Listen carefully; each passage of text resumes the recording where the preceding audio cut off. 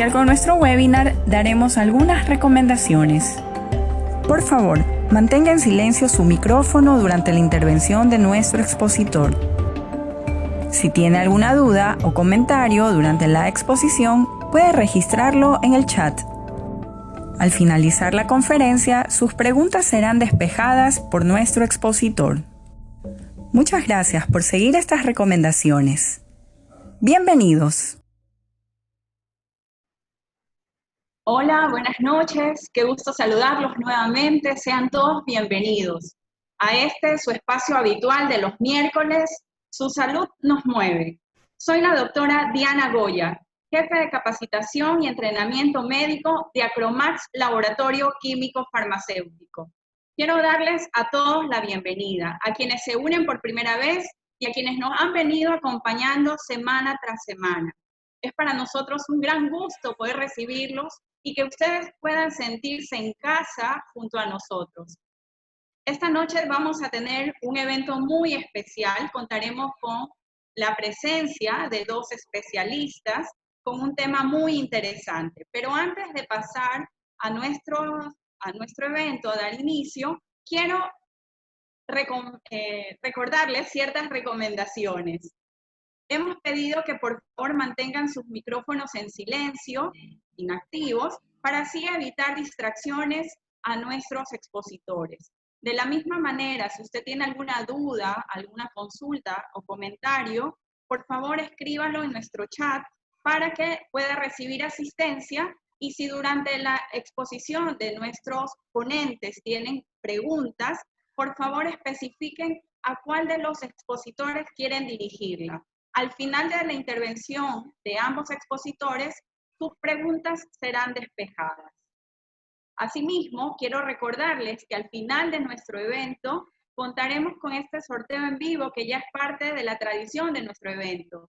Así que para quienes se registraron a través de nuestro link, pueden esperar hasta el final para que puedan acompañarnos. Esta noche vamos a tener el sorteo de un termómetro infrarrojo para frente sin contacto, marca Vercon, y asimismo un kit de rehabilitación que incluye una mancuerna, kit de bandas fuertes y un disco estabilizador. Entonces, para que usted pues se quede con nosotros hasta el final y pueda ser ese posible ganador de este sorteo. Pues bien, quiero dar paso ahora a nuestros expositores, quiero presentarlos. Esta noche abordaremos un tema que hemos denominado Nuevos retos de traumatología y rehabilitación en tiempos de COVID. Y para ello contaremos con la participación del doctor Antonio Hinojosa, quien nos acompaña desde México. Buenas noches, doctor Hinojosa, ¿cómo está? Qué gusto saludarlo. ¿Qué tal? Buenas noches. Buenas noches a todos. Un placer estar con ustedes esta noche. Igualmente, doctor, bienvenido. Y asimismo, contaremos con la participación del licenciado Juan Pablo Rivadeneira, quien es rehabilitador físico y nos estará acompañando con una práctica en vivo para poder nosotros aplicarla u orientar a nuestros pacientes convalecientes de COVID-19. Buenas noches, licenciado Rivadeneira, bienvenido. Muy buenas noches, un placer estar aquí con ustedes. Igualmente, licenciado, gracias. Pues bien, para dar inicio entonces a nuestro evento, me permito presentar al doctor José Antonio Hinojosa, quien es cirujano ortopedista. Él cursó su especialidad en la Universidad Nacional Autónoma de México, es médico de Grupo Ángeles con más de 10 años de experiencia y asimismo es médico adscrito al servicio de artroscopía por 10 años de experiencia en el Instituto Mexicano del Seguro Social. Él nos estará impartiendo el tema Selección quirúrgica ortopédica y paradigmas de pacientes hospitalizados durante la pandemia COVID-19. Doctor Hinojosa, le doy el paso a usted. Bienvenido. Muchas gracias. Muchas gracias. Pues bueno, vamos a comenzar con la charla. Voy a compartir en este momento la pantalla. Me dicen si está todo correcto. ¿Ok?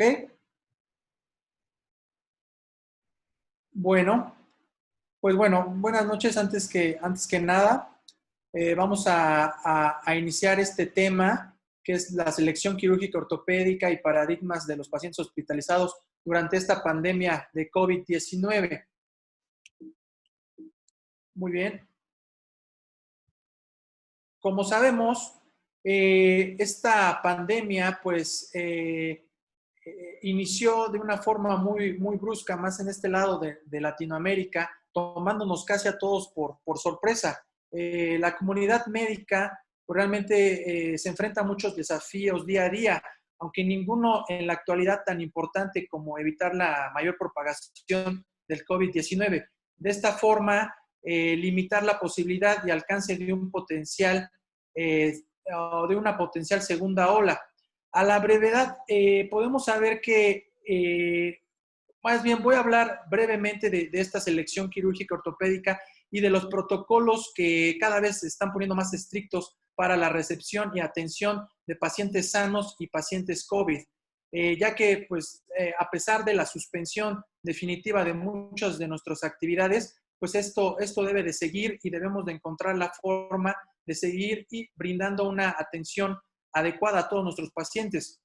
Por eso se ha iniciado este tipo de protocolos para evitar y tratar de contagios masivos. Como sabemos, una vez que este COVID-19 deje de hacer presión sobre la sociedad y sobre el mundo en general, pues vamos a ver si se pueden ir deshabilitando este tipo de medidas de seguridad. Sin embargo, yo creo que es el inicio de un nuevo camino hacia una nueva normalidad, la cual nos debemos de ir adaptando poco a poco. Como sabemos, el 11 de marzo de este año, la OMS declaró que el nuevo coronavirus pues ya era una pandemia. En 2 semanas el virus se había propagado de una forma importante, afectando a más de 330,000 personas, resultando en 13,700 muertes. En la actualidad, esta tabla que les estoy presentando en el momento es del día lunes, crece día con día. Aquí encontramos que ya hay más de 6 millones de personas infectadas y más de 400,000 fallecimientos. Esto es del día lunes, les digo, lo chequé, creo, 200,000 defunciones. Esto a nivel mundial. Hablando específicamente de México, aquí la Ciudad de México, justamente donde me encuentro en estos momentos, pues tenemos que presentamos más de 350 muertes al día y más de 2,900 nuevos casos de coronavirus. Por tal motivo, nos encontramos en una fase 3 o alerta roja.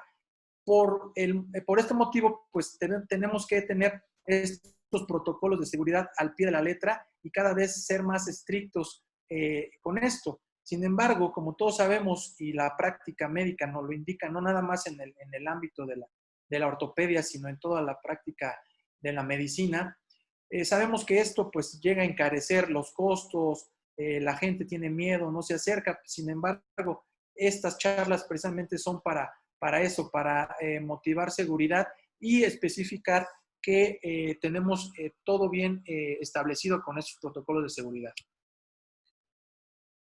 Pues como sabemos, las áreas que más fueron afectadas en esta pandemia, pues fue la selección quirúrgica de los pacientes, qué pacientes operar, qué pacientes no operar, cuándo operarlos, cuándo no operarlos, la atención hospitalaria, a quién iba a recibir la atención y de qué forma, y obviamente el bienestar de nosotros, el bienestar médico, nuestro estado de salud, psicológico, económico, en diferentes aspectos, no nada más a nivel médico, sino en muchas áreas. Hablando específicamente de la selección de pacientes, el 14 de marzo del 2020 se recomendó que se cancelaran todas las cirugías selectivas. Sin embargo, el uso del término optativo había sido víctima de escrutinio, con un espacio significativo para la interpretación entre los cirujanos al considerar qué cirugía íbamos a retrasar y cuáles íbamos a aprovechar. Por lo tanto, hay varios factores a considerar.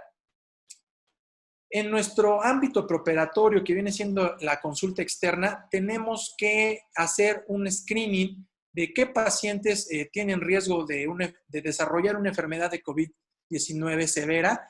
Dentro de esos factores tenemos que establecer los pacientes mayores de 75 años, un IMC más de 40, que pues, nos habla de obesidad, enfermedades crónico-degenerativas descontroladas como diabetes, hipertensión, EPOC, pacientes inmunosuprimidos por diferentes causas, cáncer activo o que estén en tratamiento de quimioterapia. Con este algoritmo podemos observar si nuestros pacientes presentan alguna de estas enfermedades, realmente se considera importante, pues se debe de aplazar la cirugía programada. En dado caso que no se considere muy significativa la enfermedad o se tenga un estricto control sobre ella, se debe de preguntar de todas maneras si esto compensa las limitaciones, estas limitaciones funcionales compensan los riesgos del paciente de someterlo a cirugía. En dado caso de que sea afirmativo o nuestros pacientes no tengan ninguna de estas enfermedades de riesgo para desarrollar COVID, pues se debe de continuar con las pruebas anestésicas, incluidas la prueba de detección de COVID-19. En el caso de urgencias, pues todos los hospitales en la actualidad deben de tener un triage en el cual los pacientes con síntomas deben de acudir a estas cabinas especiales para pacientes COVID. Los pacientes deben de ingresar por ahí, por urgencias, y se desarrolló un corredor específico para todo este tipo de pacientes, el corredor COVID, en el cual entran por un área exclusiva y a pisos exclusivos en dado caso de ser altamente sospechosos o positivos para COVID. En dado caso de que nuestros pacientes no tengan síntomas comunes como fiebre, tos, etcétera, pues pueden entrar por el área de urgencias. Sin embargo, a continuación voy a decirles todo el screening que se debe de realizar. Estas medidas adicionales ante el proceso de admisión hospitalaria y a los pacientes que se van a someter a cirugía durante esta pandemia, pues se debe de hacer un escrutinio total, una historia clínica detallada, la condición laboral. No es lo mismo operar un paciente, un ejecutivo, el cual hace home office y lleva 14 días en su domicilio y no ha salido y no tiene contacto con nadie, a operar a un taxista que tiene un flujo de clientes importante, un cajero, un despachador de gasolina, alguien que labora en algún supermercado o que haya tenido contacto con pacientes positivos. En este caso pueden ser compañeros de trabajo o familiares, y los síntomas que más adelante vamos a hablar de ellos. Además de este interrogatorio que se debe de hacer a todos nuestros pacientes, se deben de realizar pruebas como la PCR exclusiva para SARS-CoV-2. Esta debe de realizarse durante de los 3 a 7 días previos de la cirugía electiva y debe de documentarse el resultado en el expediente y a su ingreso, para que precisamente no entre a áreas de sospecha de COVID o áreas COVID. Se ha demostrado con estudios en la actualidad que el TAC de tórax simple de baja emisión tiene un gran valor predictivo, incluso en ausencia de síntomas. En aquellos pacientes que hemos escuchado positivos asintomáticos, la TAC de tórax o un simple estudio de radiología nos arroja datos muy importantes en el cual podemos diferir la cirugía o definitivamente mandar a ese paciente a las áreas especializadas de neumología, medicina interna, para que se trate o se haga la detección en dado caso de ser un paciente asintomático que ande contagiando a todo el mundo. Aquí tenemos un ejemplo de una simple radiografía. Esta paciente tenía realmente síntomas muy leves. Esta se le tomó el 25 de mayo. Como podemos ver, pues ya presentaba un poco de opacidad, nada significativo, una paciente asmática con obesidad. Realmente vimos la radiografía y pues no nos llamó algo así mucho la atención. Sin embargo, en 2 días esta paciente evolucionó de esta forma, no estando hospitalizada. Realmente le hicimos la detección antes de que ingresara a hospitalización y observamos el obvio deterioro de la radiografía, motivo por el cual decidimos hacer una tomografía, determinando realmente que sí tenía cambios importantes, opacidades en las bases, y lo que les menciono es que efectivamente la tomografía, incluso en ausencia de alguna prueba, ya sea rápida o prueba de PCR, nos da datos muy importantes en la determinación de diagnosticar o hacer sugestivo un diagnóstico de COVID. Aquí le dejo esta cita en la cual la pueden checar para ver cómo el valor predictivo de una tomografía en algunas ocasiones puede ser incluso mayor que una PCR en la cual nos dé falso negativo. De acuerdo a los síntomas, podemos observar que la fiebre, de acuerdo a su frecuencia, presenta casi todos los pacientes de un 83 a 99%. De manera decreciente, pues la tos, como sabemos, tos seca, no productiva, la fatiga, anorexia, disnea, un exudado productivo, pérdida del gusto y del olfato. Esto realmente ha sido significativo. Varios pacientes sí me han comentado que sí han perdido el olfato, dolor de garganta, congestión nasal, y tenemos que agregar que muchos pacientes han presentado síntomas gastrointestinales como vómito o diarrea, en el cual pues ya en la actualidad, como dicen, caras vemos, COVID no sabemos. Entonces tenemos que hacer todo un screening exhaustivo. Muy bien. De acuerdo a los programas ya de cirugía ortopédica, de acuerdo a la selección de los pacientes, una vez teniendo este screening, podemos dividirlo en 4 categorías. Cirugía emergente, la cual podemos catalogar como una amputación traumática, una fascitis necrotizante, un síndrome de cola de caballo agudo, algo que comprometa neurológicamente o vascularmente alguna extremidad, fracturas expuestas. El otro rubro es la cirugía ortopédica urgente mayor, la cual podemos determinar fracturas de huesos grandes, por ejemplo, fractura de cadera, fractura de pelvis, fractura de fémur. Cirugía ortopédica menor, igual fracturas de huesos menores, fractura de radio distal, fractura de tobillo, alguna fractura de clavícula, en la cual podemos realmente diferir algunos días esa cirugía, no requiere un tratamiento quirúrgico urgente. Y las cirugías de trauma tardío o cirugía electiva, en las cuales podemos identificar las cirugías de rotura de ligamento cruzado, alguna rotura de manguito rotador, síndromes o padecimientos de columna lumbar que no tengan compresión radicular aguda. Esas cirugías realmente las podemos catalogar como electivas y ahí pues depende el estatus del paciente para poderlos operar. De acuerdo a este algoritmo, pues los pacientes en estado crítico, que ya adelante vamos a ver qué se refiere a un paciente en estado crítico, una cirugía de emergencia se tiene que realizar en un paciente de estado crítico solamente el control de daños. El resto de cirugías, ya sea mayor, menor o cirugía electiva, se debe de diferir hasta un estado clínico de mejoría de nuestro paciente. Pacientes sintomáticos son aquellos pacientes que tienen fiebre, tos, obviamente tienen una prueba COVID positivo. Igual, la cirugía de emergencia se debe de reservar, solamente se debe hacer el control de daños. La cirugía mayor también solamente control de daños, y cirugía menor y cirugía electiva se deben de diferir. Debido a que se ha reportado en la literatura el aumento de la complicación de la enfermedad de COVID si un paciente se somete a una cirugía mayor, ¿ok? Los pacientes moderadamente asintomáticos, estos pacientes es nuestro dilema, porque pues puede ser cualquier paciente. Puede ser un paciente que puede tener poca tos, fiebre febrícula de 37 grados, realmente nada significativo, un poco de dolor de garganta. Sin embargo, cuando hacemos una prueba de COVID, pues sale positiva. De esta forma se podría decir que es positivo con bajos síntomas o una baja índice de que vaya a progresar a una neumonía. Por lo tanto, en la cirugía de emergencia igual se debe hacer control de daños, pero una cirugía mayor puede hacerse ya una cirugía definitiva, al igual que una cirugía menor.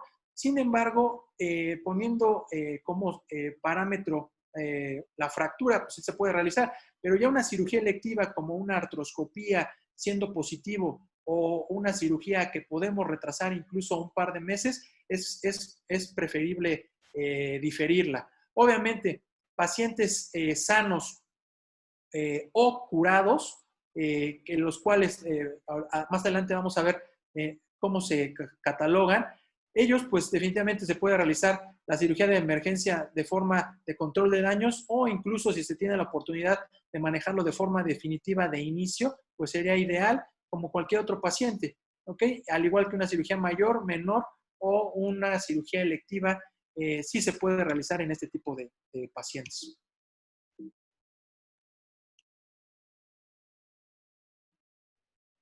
Aquí podemos observar en este cuadro nuestro estatus de nuestro paciente. Como les mencionaba, un paciente crítico es aquel que tiene una PO2 menos de 93% en reposo, tiene una rápida progresión con imágenes de tomografía mayor del 50% en 24 a 48 horas, tiene falla respiratoria que necesite asistencia mecánica, shock o falla orgánica múltiple.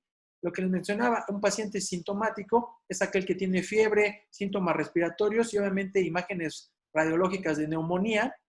Un paciente moderadamente sintomático o con historia de exposición es aquel que tiene una fiebre moderada, puede tener tos o no, puede tener disnea o no, y se pueden encontrar no imágenes de neumonía, pero sí ser positivos a la prueba de PCR o haber documentado una exposición con algún paciente positivo. Y aquel paciente sano es aquel, o curado, es aquel que no ha tenido fiebre por al menos de 3 días o no tiene ningún síntoma respiratorio, las radiografías son meramente normales y tiene 2 pruebas PCR negativas. A continuación vemos las medidas de protección que actualmente estamos utilizando en quirófano. En el recuadro número 1 observamos el uso de careta facial, cubrebocas N95, gogles, batas especiales y este tipo de escafandras que son muy útiles ya en la actualidad para este tipo de pacientes. Este indumentaria quirúrgica pues, se debe de utilizar en pacientes positivos, ¿ok?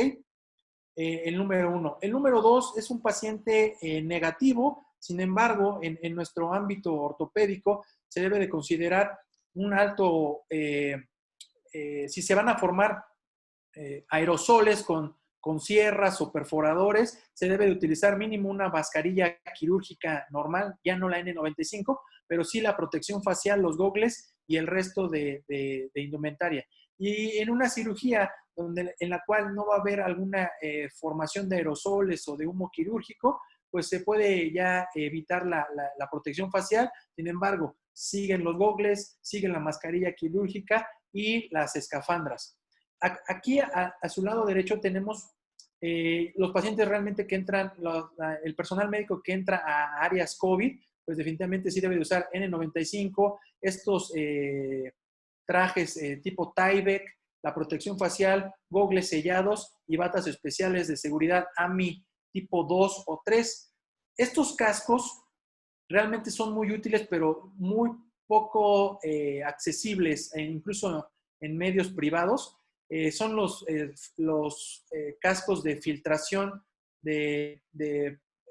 motorizada, ¿no? De alta filtración motorizada. No son los cascos quirúrgicos espaciales, el T4 o el T5, famoso T4. No, estos son cascos especiales de filtración, de alta filtración motorizada. Como podrán ver, tienen esta manguera aquí atrás y este motor.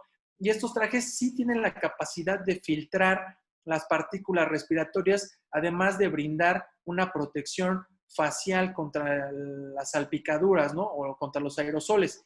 A diferencia de los trajes espaciales o las escafandras quirúrgicas. Esas escafandras se documenta en la literatura que no tienen gran valor para la filtración de partículas y muy difícilmente la esterilización entre uso de médico y médico. Por lo tanto, no se recomienda el uso de los trajes espaciales Sin embargo, este traje que es un par, porque realmente no es un traje tipo espacial, este sí está recomendado, pero realmente es de uso muy, muy limitado. ¿Ok? Y este se puede reservar para una cirugía realmente muy larga. Estas mascarillas caseras que empezamos a diseñar, pues vienen siendo la sustitución de estos PAR, que estos cascos de alta filtración motorizada. Estas son caseras, este realmente es un visor o un snorkel que se usa para el mar, adaptando estos filtros con impresión 3D y los filtros de alta eficiencia anestésicos, que son el filtro EPA. Esta mascarilla realmente es muy eficiente para la filtración de partículas respiratorias y se pueden usar en pacientes COVID positivo o como simple protección a la entrada de quirófano. Yo tengo una y realmente son muy, muy eficientes. El único inconveniente puede ser la retención de CO2 en una cirugía larga, pero pues por lo general para una cirugía de 2 horas es suficiente. Les comentaba, el uso de escafandras es muy importante. Se ha reportado en diferentes artículos la inoculación de partículas o micropartículas virales a nivel de las orejas y en especial el cuello. Por lo tanto, hay que cubrir nuestro cuello y nuestras orejas. Si no se cuenta con la escafandra completa que le cubra la parte del cuello, pues sí un gorro quirúrgico largo que les cubra las orejas y la mayor parte de la superficie facial para evitar este tipo de inoculaciones. Obviamente es importante usar batas especiales de protección AMI 2 o 3, no importa la marca, puede ser la que ustedes quieran. Aquí hasta grandes marcas comerciales ya sacaron sus batas, entonces pues pueden usar la que quieran, simplemente que les proteja de una forma adecuada. En nuestro caso, en cirugía ortopédica, pues las batas impermeables son más sugeribles. Entonces, ¿qué precauciones debemos de tomar el personal quirúrgico durante esta cirugía electiva realizada durante la pandemia? Pues se debe de limitar el número de personas en el quirófano, una reducción en la apertura de la puerta, uso prudencial del electrocoagulador, porque como sabemos, el humo quirúrgico genera partículas de aerosol en las cuales donde las podemos estar fumando. Y les digo, esta nueva modalidad de quirúrgica, pues nos vino a retomar y a pensar más en nuestra exposición previa, ¿no? Que teníamos antes de la pandemia. A mí me preguntan, ¿usted fuma? Yo no fumo, pero pues ya parezco epocoso de todo el humo que me he fumado en las cirugías de ortopedia. El uso frecuente de la aspiración para eliminar el humo. Cuando se usan instrumentos de alta potencia, por ejemplo, que usamos muchísimo, perforadores, sierras, etcétera, pues se debe de usar en una baja revolución. Se debe de considerar usar el uso de sierras Jiggly o osteotomos, fresado manual, siempre en lo que sea posible, ¿verdad? Que realmente ya casi no se utilizan. Mantener el mobiliario e instrumentos en el quirófano al mínimo. Esto incluye consolas de navegación, torres de artroscopía, máquinas de arcos de rayos X, arcos en C, y ahora hasta los robots los tenemos que sacar y deben estar aislados. Como sabemos, y ya les mencioné, pues el humo quirúrgico, se encuentra la leyenda de hospitales libres de humo, ¿no? Pues deben de ser también hospitales libres de humo quirúrgico. Entonces, como sabemos, el humo quirúrgico puede transportar virus desde la hepatitis A, hepatitis E, hepatitis C, todos tipos de hepatitis, virus de papiloma humano, hasta el VIH y algún tipo de bacterias. Yo cuando leí y me estuve informando de esta información que ya tiene un par de meses, realmente quedé sorprendido y pues ahora ya uso mucha protección, incluso en pacientes negativos. Obviamente tenemos estos nuevos, bueno, no son tan nuevos dispositivos de electrocoagulación, los cuales cuentan con un sistema de filtrado eficaz. Aparte de la aspiración del humo, cuentan con un sistema de filtrado de alta eficiencia, en los cuales, además de aspirar el humo, van a propiciar filtrar el aire, teniendo una mejor calidad de nuestro aire y obviamente pues eliminando todos estos virus y bacterias. que podemos generar al usar el electrocauterio. Y no nada más es el electrocauterio normal, todo tipo de electrocauterio, ya sea el más moderno, armónico, el que sea, genera aerosoles y genera estas partículas infecciosas. Como podemos ver, este es la leyenda de realidad. Esta es nuestra realidad. Hay veces que tenemos que adaptar un tubo de aspiración a nuestro electrocauterio, como la foto. Sin embargo, esto pues sí aspira el humo, pero no está siendo filtrado. Entonces, pues ya lo aspira para que no lo respires de forma directa, pero queda en la circulación y pues eso es lo que tenemos que evitar. Ahora, en el posoperatorio, pues tenemos que tener en cuenta ya el uso de las videollamadas, como en esta foto estamos observando. Aquí le estoy dando información a sus familiares de un paciente recién operado. Esto se puede utilizar, ya sea, aquí estamos en el área de quirófano, adentro de quirófano, pues se está dando el informe inmediato, terminando la cirugía a los familiares por videollamada. También se puede utilizar la telemedicina ahora para las consultas de control postquirúrgico o incluso en las consultas preoperatorias. Como les dije, en el posoperatorio, pues la duración de la estancia hospitalaria para los pacientes debe de ser mínima. Los pases de visita durante el posoperatorio pueden hacerse mediante telemedicina, siempre que sea posible. A mí se me hace eso ya un poquito distancia. Yo trato de hacerlo de forma personal, ya incluso cuando ya tenemos un protocolo de seguridad negativo y el paciente está en un piso aislado, no hay ningún problema. Los pacientes deben de ser dados de alta a domicilio. Esto es lo que vamos a hablar a continuación. Deben ser derivados a rehabilitación para reducir el mínimo, la estancia hospitalaria. Por lo tanto, el paciente debe de recibir instrucciones de cómo realizar su fisioterapia por sí mismo en domicilio o ser atendido a domicilio. El chiste es que nuestros pacientes no acudan tanto a los hospitales o a clínicas o áreas hospitalarias de consulta. Las visitas a la consulta médica posteriores deben de minimizarse en la mayor parte, ¿sí? Por ejemplo, citar a sus pacientes a los 14 días, colocar suturas que no se tengan que retirar, suturas absorbibles. Ya hay suturas muy modernas en las cuales no necesitamos retiro de puntos, y eso es bueno para evitar que nuestro paciente también venga a consulta, a menos de que sea necesario, ya sea que tenga una infección o algún proceso que necesitamos verlo de manera forzosa. Esto es muy importante en nuestra área, la profilaxis antibiótica, tromboembólica y el uso de AINES en nuestros pacientes. Como saben, la profilaxis tromboembólica debe administrarse en pacientes con COVID, a menos de que exista alguna otra contraindicación como riesgo de hemorragia. El cirujano responsable del paciente debe determinar el tipo de profilaxis que se debe de hacer en pacientes de cirugía electiva o en pacientes de cirugía de urgencia. No deben de diferir de los protocolos antes utilizados de la pandemia. De hecho, los pacientes con COVID deben de someterse a un control o a una profilaxis antitrombótica más rigurosa, porque también está demostrado que tienen mayor posibilidad de realizar este tipo de eventos tromboembólicos. Entonces, con mayor razón, a un paciente con COVID positivo deben de dejarle una profilaxis antitrombótica. La coinfección bacteriana en los pacientes con COVID-19 es baja y no hay necesidad de alterar la profilaxis antibiótica según los protocolos normales.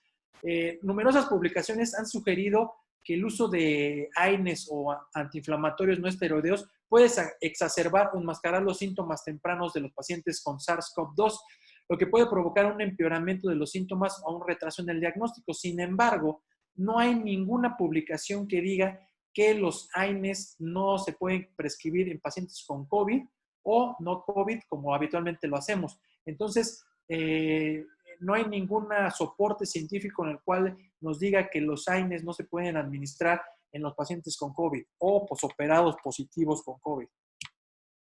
Esta imagen se las voy a dejar, esta la acaba de publicar el Lancet, digo, nada más como recordatorio, haciendo mención a nuestras medidas de protección, en el cual observamos que las mascarillas quirúrgicas o N95 o la mascarilla que quieran, pues disminuye nuestro riesgo de contagio 3.1%. Ajá. Sin mascarilla, pues 17%. Protección facial, con protección facial 5.5%, sin protección facial eleva hasta el 16%. Pero aquí viene el dato importante, que es la distancia social. Entonces, se recomienda que menos de 1 metro de distancia entre un paciente y paciente o médico-paciente, pues tienes un riesgo del 12.8% de contagiarte, incluso con tus medidas de seguridad. Entonces, recomendamos que sea mayor de 1 metro. Incluso lo recomendable para que este 2.6 baje todavía es hasta 3 metros de distancia entre paciente y paciente o médico-paciente. ¿Ok? Y pues bueno, muchas gracias. Dejo mi correo aquí para cualquier duda, cualquier comentario, si me quieren escribir con todo gusto. Y pues bueno, ahora nos debemos de pues acostumbrar a esta nueva normalidad. Miren, este peluquero ahora ya así corta el pelo y pues es a lo que nos debemos de ir acostumbrando en este largo camino a esta nueva normalidad. Muchas gracias. Muchas gracias a usted, doctor Hinojosa. Realmente una intervención muy práctica e interesante. Ahora quiero dar paso a nuestro siguiente ponente. Se trata del licenciado Juan Pablo Rivadeneira, quien abordará el tema fisioterapia clave en la recuperación del paciente post-COVID. El licenciado Juan Pablo Rivadeneira es rehabilitador físico, cursó su carrera en la Universidad Central del Ecuador. Además cuenta con un diplomado en salud ocupacional por la Universidad San Francisco de Quito. Cuenta con 15 años de experiencia en Beris y 13 años de experiencia en CERFI Rehabilitación. Le doy paso, licenciado Rivadeneira, sea usted bienvenido. Muy buenas noches, muchas gracias. Iniciemos nuestra ponencia diciendo que todos conocemos el COVID, es muy conocido por todos los médicos, por todo el personal sanitario, para lo cual voy a compartir la pantalla. No puedo compartir la pantalla. Las claves para la recuperación de un paciente con COVID. Como todos sabemos, la infección por COVID es una enfermedad altamente contagiosa que produce problemas tanto físicos como respiratorios. Debemos decir que en este tipo de pacientes no se aplica la fisioterapia, ni la respiratoria ni la física en pacientes con patología aguda. Posteriormente se realizará la fisioterapia tanto física como respiratoria.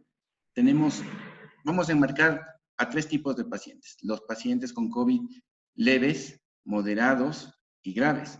Los de síntomas leves tienen fiebre, tos seca y cansancio leves, como su nombre lo indica. Los de moderados, tienen molestias, dolor de garganta, diarrea, conjuntivitis, dolor de cabeza, pérdida de sentido del olfato y del gusto, erupciones cutáneas y pérdida de color en los dedos de las manos.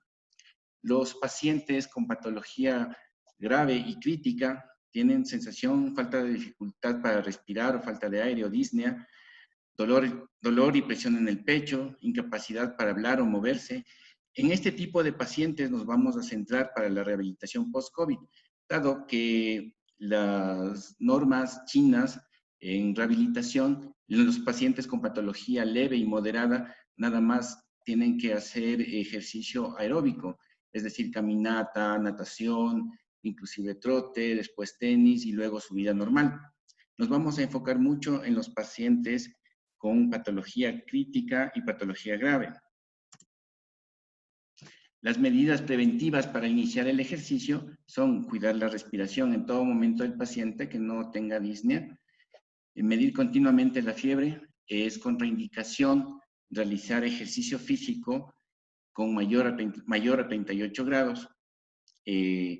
Tenemos que controlar la saturación de oxígeno, que debe ser por arriba de 92. Tenemos que realizar los ejercicios por lo menos 1 hora después de haber ingerido alimentos. Debemos cuidar mucho la hidratación del paciente, sobre todo en el ejercicio físico.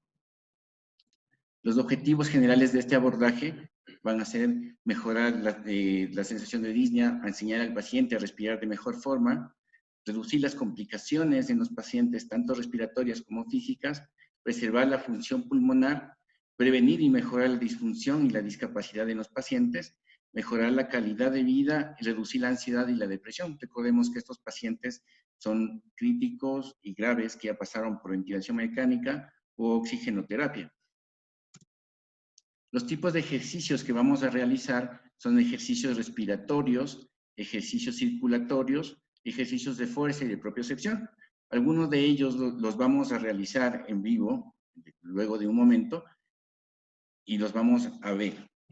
Ahora, los ejercicios de recuperación y de la función respiratoria van a ser de entrenamiento diafragmático, el entrenamiento de músculos respiratorios, ejercicios respiratorios claviculares y ejercicios de aumento de la capacidad pulmonar. Todos estos ejercicios nos van a ayudar a mejorar la capacidad pulmonar, a evitar la disnea en el paciente y que su recuperación tanto física como respiratoria sea óptima. La recuperación circulatoria. Recordemos que este tipo de pacientes pasan por lo menos de 3 a 6 semanas encamados, por lo cual debemos enseñarles de ejercicios respiratorios, tanto en casa como intrahospitalariamente también. Los ejercicios de función y recuperación motora a un paciente que ha estado largamente encamado, podemos ir con ejercicios de progresión, que son ejercicios de equilibrio, propiocepción, fuerza y ejercicios de relajación. Dicho esto, vamos a hacer la parte práctica. Me dan un segundito y empezamos la parte práctica.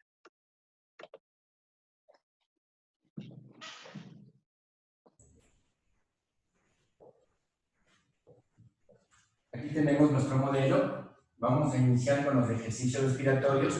Entrenar el diafragma es una parte fundamental en este tipo de pacientes para una respiración mucho más profunda, para lo cual le vamos a pedir a nuestro paciente que respire, tome aire, infle el estómago, ponga sus manitos en el abdomen y vamos a soltar lentamente, haciendo presión en el abdomen. Suelte.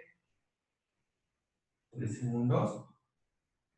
Otra vez. Tome aire, sostenga, sostenemos por 3 segundos y luego soltamos. Perfecto, muy bien. Ahora, vamos a hacer una variante. Vamos a tomar aire. Tomamos aire. Sostenemos.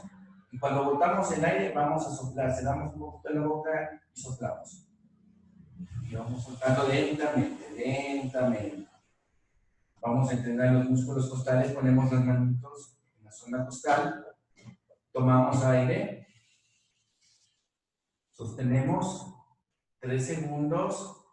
Y luego soltamos lentamente. Muy bien. Una vez más, vamos, tomamos aire, sostenemos y soltamos. Perfecto. Vamos a cruzar nuestros bracitos de esta forma.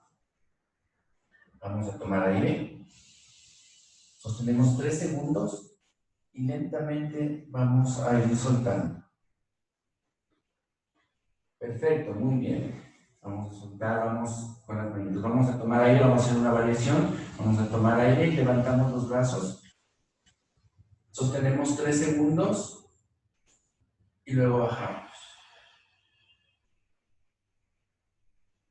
Una vez más, una variación. Abrimos los brazos, tomamos aire. Sostenemos 3 segundos y lentamente bajamos. Podemos progresar con otro tipo de ejercicios respiratorios, con otro tipo de variantes. Estos son los básicos que estamos aprendiendo acá. Vamos a enseñar ahora los ejercicios circulatorios que nos van a ayudar a mejorar la circulación del paciente que ha estado por mucho tiempo encamado. Vamos a estirar las piernas primero. Estiramos las piernas y vamos a moverlas hacia abajo, arriba, abajo, arriba. La movilización siempre debe estar aproximada, tratando de beneficiar la circulación. Vamos a mover los pisitos hacia afuera, haciendo círculos hacia afuera.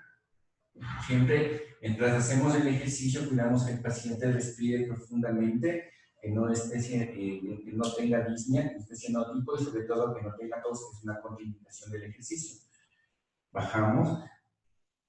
Ahora vamos a flexionar la rodilla, le llevamos al pecho. Solo uno. Eso. Extendemos. 3 segundos y bajamos. La otra, cambiamos. Bajamos. Ahora sin sostenernos. Vamos a hacer un poco más dinámico. Vamos, subimos. Bajamos. Cambiamos el otro, subimos. Bajamos. Subimos derecho. Bajamos. Subimos. Bajamos. Perfecto. Ahora vamos a trabajar miembros superiores. Vamos a hacer esto. Vamos a abrir y cerrar las manitos. Eso. Muy bien. Ahora vamos a abrir y cerrar los brazos mientras movemos las manos al mismo tiempo. Perfecto, muy bien. Ahora hacia arriba movemos las manitos. Mientras movemos las manitos, seguimos el movimiento lento y pausado, cuidando siempre la respiración del paciente. Perfecto, vamos a flexionar los codos y estiramos. Flexionamos, estiramos. Perfecto. Una vez que el paciente tiene una movilidad por sí solo, una movilidad libre, podemos empezar a hacer una progresión en fuerza. Vamos a pedir al paciente que por favor se levante de la silla, cuidando siempre su postura. La postura del paciente siempre es importante en este tipo, porque recordemos que hay una debilidad muscular muy marcada por inmovilización y encamamiento. Y vamos a hacer lo siguiente. Vamos a pararnos, nos paramos arriba. Fuerte, fuerte, fuerte, fuerte, fuerte. Eso, arriba. Luego nos sentamos despacio, cuidando siempre la postura del paciente. Muy bien. Vamos, arriba. Abajo. Perfecto, muy bien. Una vez más. Arriba. Abajo. La progresión del ejercicio no debe cansar. Debemos hacer de inicio unas 3, 4 repeticiones máximas para luego ir en progresión del ejercicio de acuerdo a las capacidades y el estado nutricional y general del paciente. Ahora, ya una vez que el paciente estamos trabajando fuerza muscular, hemos progresado, hemos ido avanzando con los ejercicios, hemos ido avanzando con la fuerza, podemos ya pasar a la hiperestación. Paremos, por favor. Una vez que nos paramos, vamos a trabajar mucho lo que es el equilibrio y la proposición. Vamos a trabajar de la siguiente forma. Vamos, levantamos una pierna, soltamos, perfecto, siempre cuidando al paciente que no vaya a sufrir ninguna lesión y tenga desequilibrio. Perfecto. Vamos a poner un pie adelante, otro atrás. Vamos a hacer lo siguiente. Vamos a sentar las piernas adelante, atrás, muy bien, adelante, atrás. Movemos la cadera hacia adelante. Flexionamos un poquito la rodilla. Soltamos. Vamos a flexionar la cadera un poquito más para activar el cuádriceps. Perfecto. Vamos, bajamos. Soltamos. Al mismo tiempo vamos haciendo ejercicios de estiramiento. Esto nos va a ayudar muchísimo. Cambiamos de pie. Siempre hay que trabajar bilateralmente. Vamos, vamos. Doblamos. Otra vez. Vamos. Doblamos. Soltamos. Perfecto. ¿Cómo estamos? ¿Estamos bien? ¿No hay molestia? ¿No hay mareo? ¿No hay cansancio? Para nada. ¿Todo bien? Todo bien. Perfecto. Una vez que hemos avanzado hasta ese punto, vamos a entrenar un poquito más la fuerza. Vamos. Miren de frente. Ponemos de frente. Y vamos a ir abajo. Abajo y subimos. Abajo y subimos. Con esto estamos trabajando un poquito más la fuerza muscular. Subimos. Bajamos. Subimos. Perfecto. ¿Hay cansancio y molestia? Para nada. Listo. Nos sentamos por favor un momento. Podemos trabajar en esta posición selecta también. Los brazos vamos a ponernos en el apoyamanos. Cogemos el apoyamanos. Eso.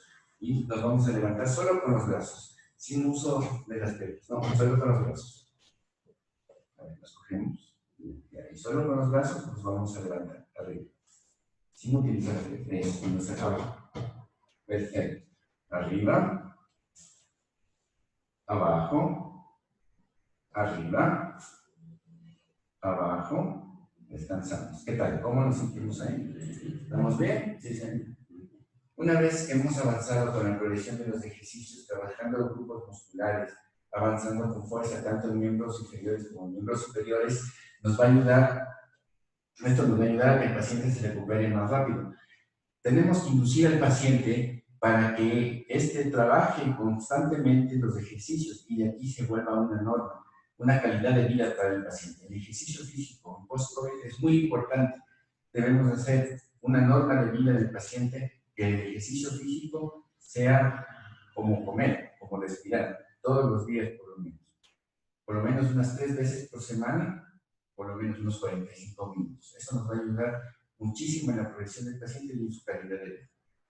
Ahora, podemos irnos a la presentación, por favor. Ya una vez que hemos realizado este tipo de ejercicios, podemos ver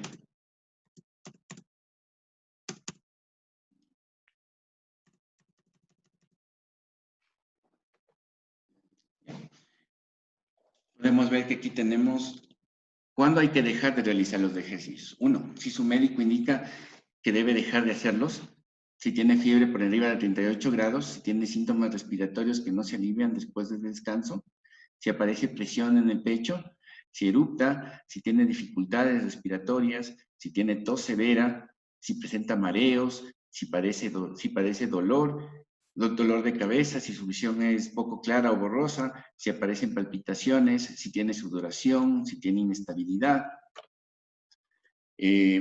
Estas son las normas como para dejar de hacer el ejercicio. A continuación estamos viendo un colega muy querido para mí, que padeció COVID. Él es un terapista respiratorio de una casa de salud muy conocida aquí en Quito. Lo vemos en esta parte de aquí, muy deportista y todo.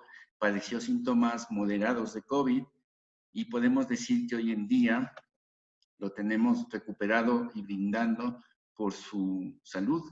Es uno de los guerreros que luchó y venció a esta enfermedad.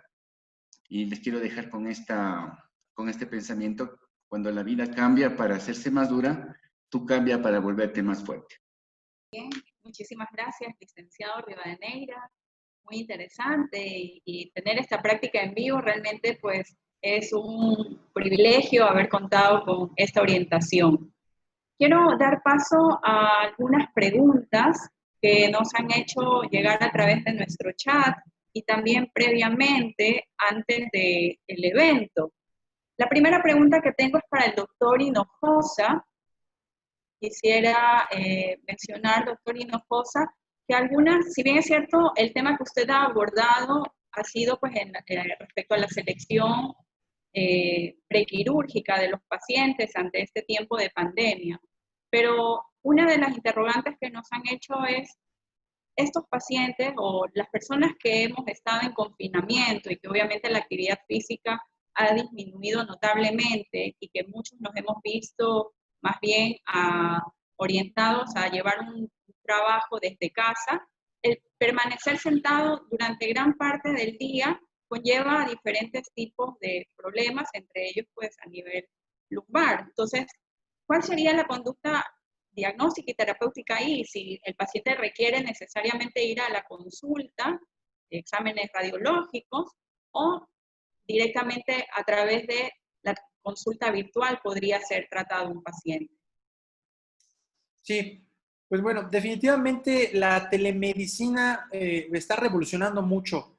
Sin embargo, la práctica o la consulta ortopédica sigue estando un poco distante a eso debido a la exploración física, que es muy importante para nosotros.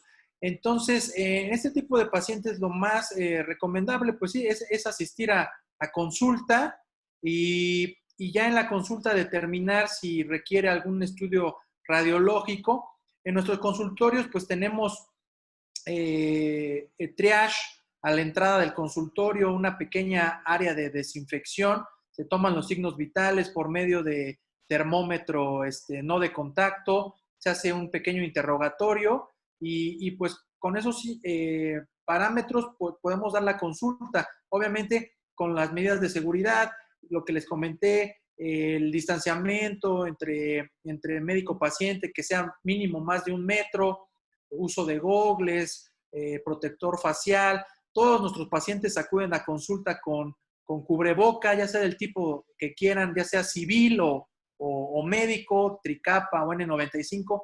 todos traen cubrebocas, se les suministra alcohol gel durante la consulta, posterior a la consulta, todos los pagos también se hacen con tarjetas, en su caso no estamos recibiendo dinero, entonces todo eso es muy controlado y pues las consultas realmente ya las reactivamos, a pesar de que nosotros estamos ahorita en una fase 3 de contagios, estamos reactivando esto porque definitivamente, como lo mencionas, muchos pacientes tienen estas dolencias y pues tienen que acudir a consulta de una u otra forma para valorarlos y darles la atención que necesitan.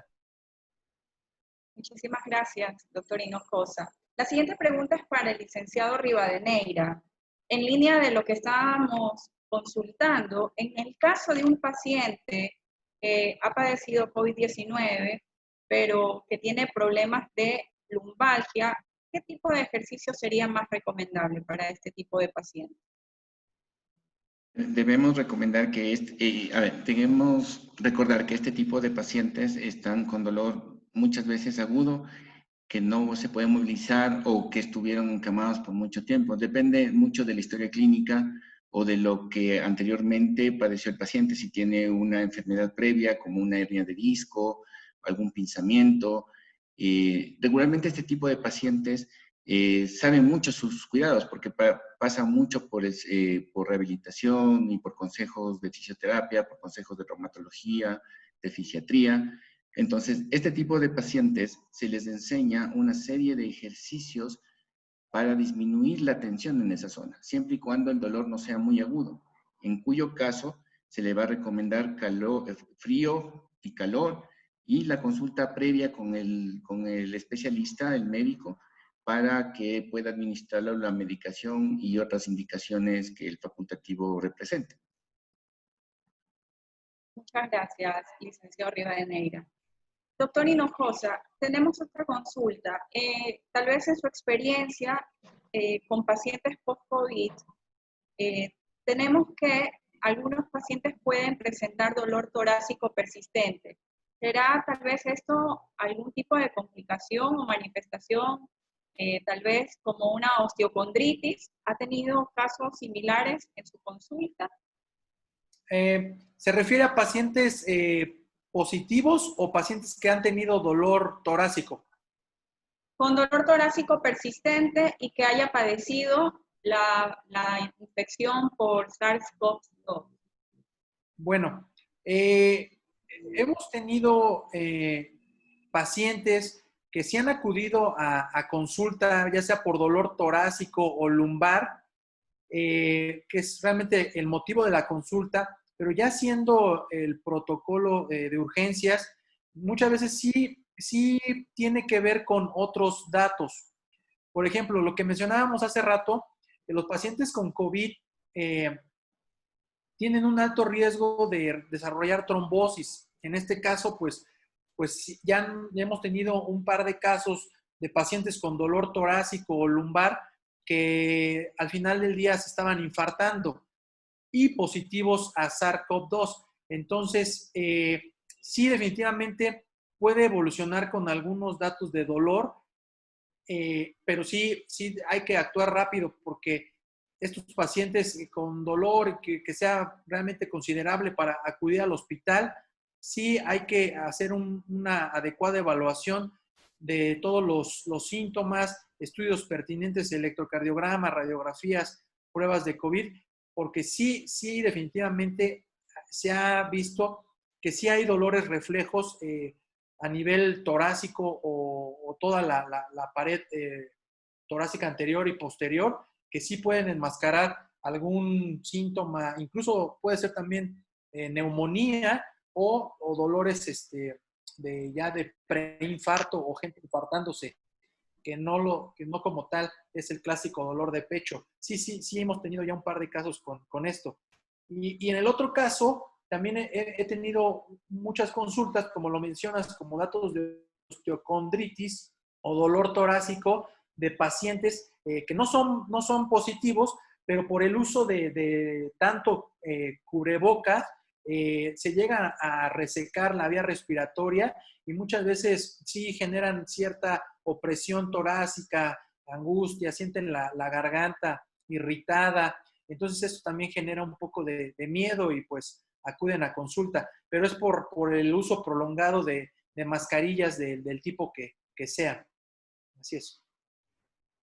Muchas gracias, doctor Hinojosa. Y en la línea de lo que usted refería, tal vez como dolor reflejo, en el caso de pacientes que tienen tal vez problemas articulares como la artrosis, y sabiendo que este tipo de enfermedades, por ser una enfermedad infecciosa, puede provocar pues artralgias, ¿cómo diferenciar que no es tal vez una complicación de su problema articular por artrosis y es netamente sintomatología que está cursando tal vez como parte de la fase aguda o persistente, tal vez posterior a la infección por COVID-19? Sí, claro. Claro, es muy importante esta pregunta, es muy buena porque definitivamente sí hay una fase de mialgias, debilidad muscular, fatiga, que sí puede presentar los síntomas que están iniciando con la etapa de enfermedad de COVID. Pero lo que nosotros hacemos casi por protocolo también a nuestros pacientes es estamos solicitando mínimo una radiografía de tórax, para determinar si nosotros vemos sospechosa esa imagen de radiografía, ahí podemos discernir si realmente es un dolor osteoarticular puro o está enmascarando ya algunos síntomas iniciales del COVID. Como lo mencioné, el uso de AINES no está contraindicado en el tratamiento de esto, ni tampoco que porque tome AINES, hubo por ahí alguna satanización del ibuprofeno, y si tomaba ibuprofeno pues tenía mayor riesgo de contagiarse de COVID. Realmente no hay ninguna evidencia científica en el cual determine que esto pueda pasar. Yo continúo con el tratamiento analgésico en caso que se necesite, pero sí la radiografía de tórax nos ayuda a discernir si realmente es un dolor osteoarticular puro o ya empieza a tener manifestaciones de COVID.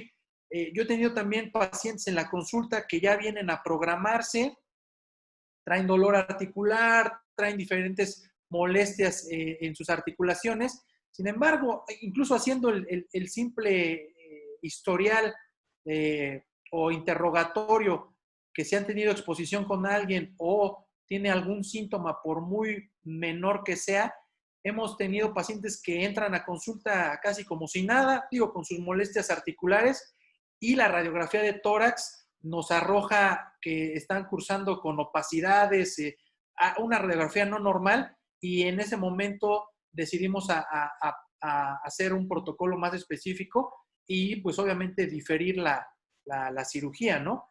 Pero sí, como lo mencioné, la radiografía de tórax, o si se puede tener alcance a una tomografía o alguna prueba rápida que es de inmunoglobulinas, que no es tan cara como la PCR, pues nos ayuda mucho a diferenciar esto.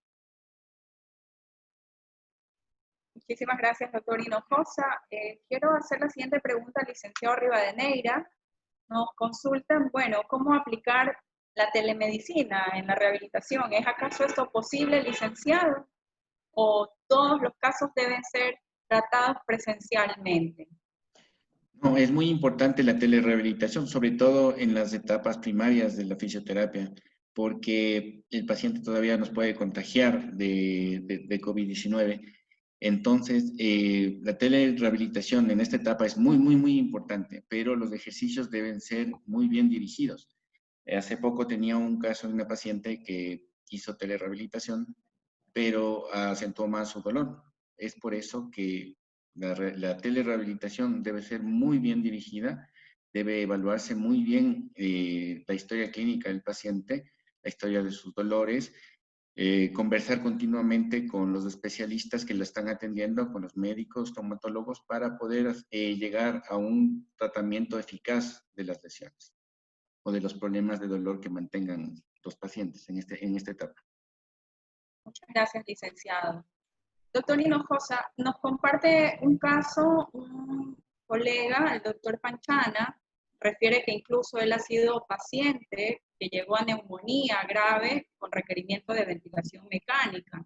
Y el doctor refiere que actualmente persiste un dolor urente a nivel del dorso del pie izquierdo, que va acompañado de parestesia en su pierna izquierda, y que él tiene como antecedente una listesis a nivel de L5 y S1. ¿Cuál sería entonces tal vez la conducta o la recomendación terapéutica para este paciente post-COVID y que tiene este antecedente? Sí, excelente. Sí, pues mire, el antecedente de la espondilolistesis a nivel de L5S1, pues es un diagnóstico mecánico importante que genera este tipo de radiculopatías, que realmente lo que está cursando ahorita el doctor es una radiculopatía. Aquí lo importante para seguir el tratamiento, dependiendo del grado de la listesis, que se puede manejar por medio conservador o medio quirúrgico, dependiendo del grado de la enfermedad.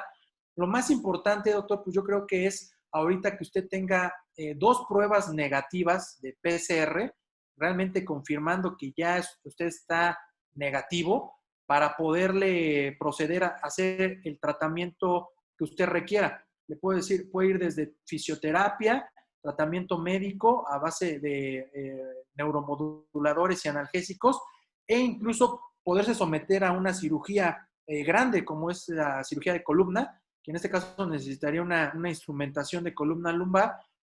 No veo inconveniente en tratarse, ya que usted tenga esas pruebas negativas, puede tratarse como un paciente normal. Sí. Muchas gracias, doctor Hinojosa. Licenciado Rivadeneira, nos consultan también respecto a un paciente que sea también, está convaleciente de COVID-19, pero tiene antecedente de artritis reumatoidea. ¿Cuál sería la conducta o qué tipo de ejercicios se recomendarían en este caso específico de un paciente con artritis reumatoidea? Bueno, como digo, siempre debemos estar en comunicación en este caso, con su médico reumatólogo, el médico reumatólogo, para ver la medicación que le envían. Ya dentro del área de fisioterapia, es importante el manejo de calor, de frío, para que el dolor ceda. Hay pacientes que son renuentes al frío en la artritis reumatoidea, hay pacientes que el calor empeora la situación. Entonces, hay que conversar con el paciente, hay que hacer una buena historia clínica para definir con qué podemos iniciar. Ahora, ya si el paciente puede acudir o tiene indicaciones de fisioterapia, los componentes desinflamatorios ya vendrían a cambiar, serían otros. Ya pondríamos aparatología, evaluando la condición del paciente para ver el tipo de tratamiento que le podríamos ofertar. Licenciado Rivadeneira, y tal vez algún tiempo estimado que requiera el paciente, indistintamente tiene antecedentes de alguna otra patología o no, pero un paciente post-COVID, algún tiempo estimado de rehabilitación tal vez? Bueno, para que el paciente acuda a un centro de terapia debe dar un PCR negativo, por lo menos. O sea, el paciente ya sería tratado como un paciente normal. Básicamente es eso. Ahora, si el paciente presenta dolor, presenta molestias y el médico autoriza la rehabilitación a distancia, es una opción también. Muchas gracias, licenciado Rivadeneira. Bien, hemos dado ahora, entonces, con esto concluimos nuestra ronda de preguntas. Ha sido muy interesante y enriquecedor, este tiempo, y les agradezco muchísimo al doctor Hinojosa, licenciado Rivadeneira. Antes de despedirlos formalmente, quiero que por favor podamos invitar a todos nuestros participantes a que pudieran activar su cámara para que también tanto el doctor Hinojosa como el licenciado Rivadeneira puedan ver a nuestros participantes. Hoy hemos contado con un público de más de 400 médicos colegas. Así que muchísimas gracias a todos por su participación, por acompañarnos. Y mientras tanto, pues les pido que pongan su mejor sonrisa para que producción pueda sacar esta foto virtual que digo siempre, pues, y nos quede documentado este evento también con la presencia de cada uno de ustedes. Y me confirma producción. Doctor Hinojosa, licenciado, también regálennos una bonita sonrisa. Muchísimas gracias. Nuevamente, doctor Hinojosa, decirle que Ecuador lo espera con los brazos abiertos para cuando usted, y bueno, las condiciones lo permitan, pueda venir. Siéntase bien recibido desde ya acá en Ecuador. Ha recibido muchas felicitaciones durante su ponencia también en el chat. Y pues muchas gracias por acompañarnos. Por allá. Muchas gracias. Gracias, doctor Hinojosa. Un fuerte abrazo y muchas bendiciones para todo México. Igualmente. Amén, gracias. Licenciado Rivadeneira, muchísimas gracias también a usted por acompañarnos, por toda la disponibilidad que ha tenido, por esta práctica en vivo que realizó con nosotros. Ha sido muy, muy interesante y valoramos mucho también el que nos haya podido acompañar esta noche. Muchas bendiciones, muchas gracias por la invitación. Igual para usted, licenciado Rivadeneira. Muchas gracias a todos, que tengan una feliz noche. Un fuerte abrazo a cada uno de ustedes. Hasta la próxima.